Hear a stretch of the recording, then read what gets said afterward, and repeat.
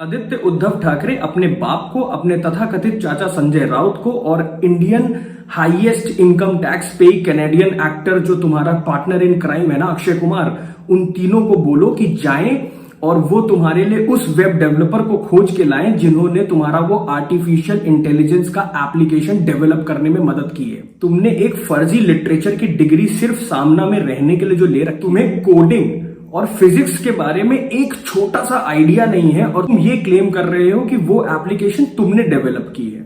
और आखिर करोगे भी क्यों नहीं? सैया भाई कोतवाल तो डर काहे का। मुंबई पुलिस इतनी नाकामयाब, इतनी निकम्मी और इतनी नक्कारा पुलिस है ना, क्योंकि जब तक हमें पता नहीं था कि आपका क्या ओहदा है, क्योंकि आप तो विश्व में किसी एक लेवल पे आते हो। मुंबई पुलिस का नाम विश्व की एक टॉप सूची में आता है, जहां पे वो 5वें या 6ठे पायदान पे है एक ऑल ओवर सेंसस के द्वारा। वो जो हाई क्लास एस्कॉर्ट है ना, जो तुम्हारे पास आई और तुमने उसको 12 घंटे बिठा के इंटेरोगेशन का जो नाटक किया है, मैं चाहता हूं उस इंटेरोगेशन के वीडियो एविडेंसेस आप हम सबको दिखाएं, क्योंकि मुझे पता है कि वहां वीडियो तो जरूर बनाए, भले ही वो एमएमएस ही क्यों ना हो, क्योंकि 12 घंटे की जो इंटेरोगेशन का ड्रामा किया ना आप लोगों ने, और उसके बाद जो मीडिया रिलीज की कि रिया ने सुशांत को इसलिए छोड़ा क्योंकि वो सिद्धार्थ पिठानी को अब बर्दाश्त नहीं कर पा रही थी उस घर में। 4 हफ्ते के बाद जो स्टोरी है वो ये है कि सिद्धार्थ पिठानी रिया के साथ बराबर कॉल पे था। कॉल तो छोड़िए, वो व्हाट्सएप की इनक्रिप्टेड कॉल्स करते थे एक दूसरे को, ताकि वो अपनी सारी जो बातें शेयर हो रही है वो किसी भी जगह मॉनिटर ना हो सके या शायद किसी जगह रिकॉर्ड ना हो सके।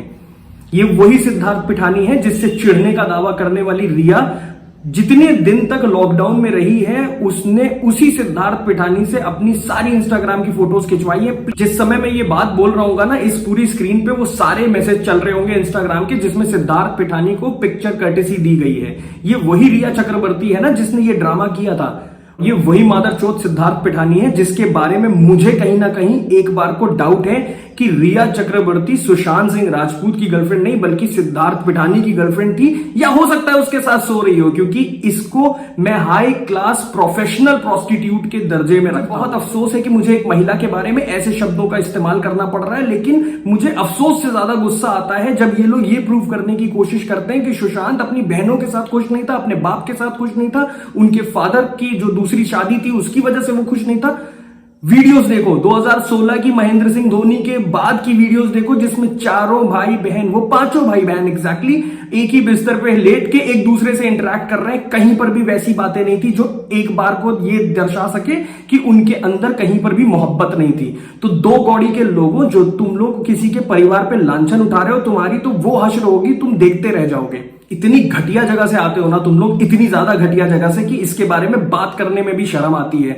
ये वही इंडस्ट्री है ना जिसमें सड़क 2 का ट्रेलर नहीं चला तो महेश भट्ट ने संजय दत्त को लंग कैंसर होने का दावा करवा के अमेरिका भिजवा दिया त्रिशला दत्त के पास, जहां पे वो अपना फैमिली टाइम इन्वेस्ट करेंगे रादर कि हम लोग जैसे लोगों को बेवकूफ बनाना। क्योंकि महेश भट्ट, तुम ये तो जानते हो कि ना तुम्हारे अब कोई स्कैम हमारे ऊपर चलने वाले हैं, ना तुम्हारी बेटी का कोई नाटक हम पर चलने वाला है, ना पूजा भट्ट का, ना आदित्य रॉय कपूर का, ये तो कोई स्टार ही नहीं है। लेकिन मेन चीज है कि सिर्फ एक ही बड़ा स्टार था उसमें, संजय दत्त, जिसके नाम पे तुम एक सिंपैथी का कॉर्नर डेवलप कर सकते थे। उसके बारे में तुमने ये चीजें स्पेकुलेट करी ताकि जनता बेवकूफी करे और वही चीजें वापस से करे जो पहले भी करती आई है। लेकिन इस बार हम इस चीज के लिए तैयार हैं। बट वो जो एक मिस्टीरियस लड़की की वीडियोस आ रही है ना जो सुशांत के घर में दौड़ते हुए गई थी, अगर वो रिया नहीं है तो मैं तो सोचता हूं कि वो रकुल प्रीत है। मुझे पता नहीं क्यों ऐसा लगता है, मैं ये नहीं कह रहा हूं कि ऐसा है।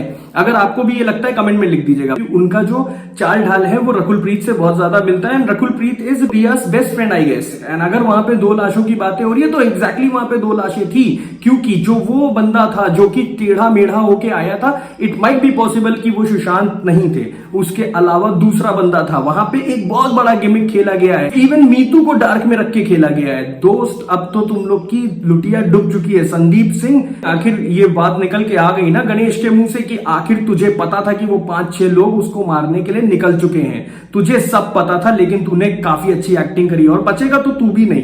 क्योंकि मुझे नहीं मालूम कि ये एंगर कहां लीड करता है, लेकिन एक जगह जरूर लीड करता है। सीबीआई इंक्वायरी चाहे टाइम लगा के तुम लोग करो, ये जो प्रोफेशनल एस्कॉर्ट के पीछे तुम लोग घुसे हुए हो ना सारे, तुम सब फंसोगे और तुम सबको फंसना ही पड़ेगा।